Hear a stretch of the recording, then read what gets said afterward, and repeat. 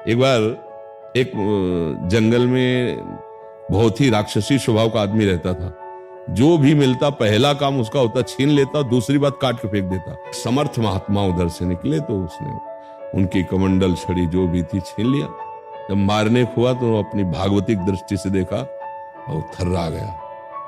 उनका क्यों ऐसा करते हो? बोले मुझे सुख मिलता है। अरे बोले पगले, सुख तो भगवान के चरणों में, तो हिंसा करके तो हम तो जानते नहीं भगवान क्या है, क्या भक्ति है, हमें तो कुछ। बोले तुम्हें मैं सब ज्ञान दे दूंगा, पहले तो कुछ तीर्थों का अवगाहन कर, थोड़ा तो पाप नष्ट हो तेरा। बोले बताओ कहाँ जाए? तीर्थराज प्रयाग अमुक अमुक अमुक जगह नाम लिए और उसने कहा गुरुजी यदि हम वहां तीर्थों में जाएंगे तो हमारे पाप नष्ट हुए, हमारी पहचान कैसे होगी? उनने एक सूखी लकड़ी दी, बड़े ही सिद्ध महापुरुष।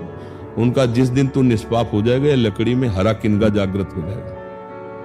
तो उनका ठीक है गुरु। चले तो 10 किलोमीटर चले होंगे, एक गांव के नजदीक बड़ा वृक्ष था, उसके नीचे बैठ गए और उसमें बैठे हुए थे 4-5 चोर। वो प्लानिंग बना रहे थे। उनका आदमी एक फंस चुका था, मारा गया था उस गांव में, कि आज रात्रि हमें लूटना नहीं, पूरे गांव को आग लगा के मारना है। उसने सोचा है जिंदगी भर पाप किया है अपने सुख के लिए, आज तीर्थ जा ही रहे हैं जहां 50 सैकड़ों को मारा, इन 5 को मारने का बहुत प्रवीण था।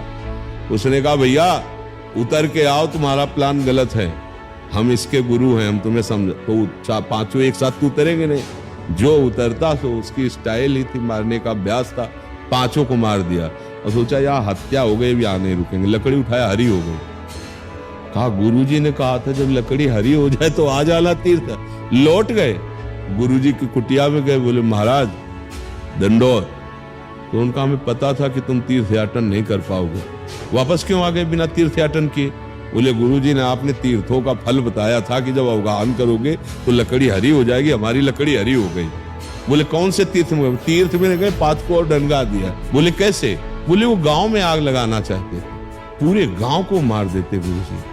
हमें लगा कि सैकड़ों को मारा, 5 और प्लस हो जाएंगे, जाए तो रहेगा ये तीर्थ में, पर इनको मारने के बाद हमारी लकड़ी हरी हो गई। बोले हाँ बेटा, तुमने पूरे गांव के जीवों की रक्षा के लिए उन 5 दुष्टों को, 4 दुष्टों को जो मारा, उसका फल हुआ कि तुम्हारे सारे पाप नष्ट हो गए और तुम्हारा पुण्य जागृत हो गया। समझ रहे?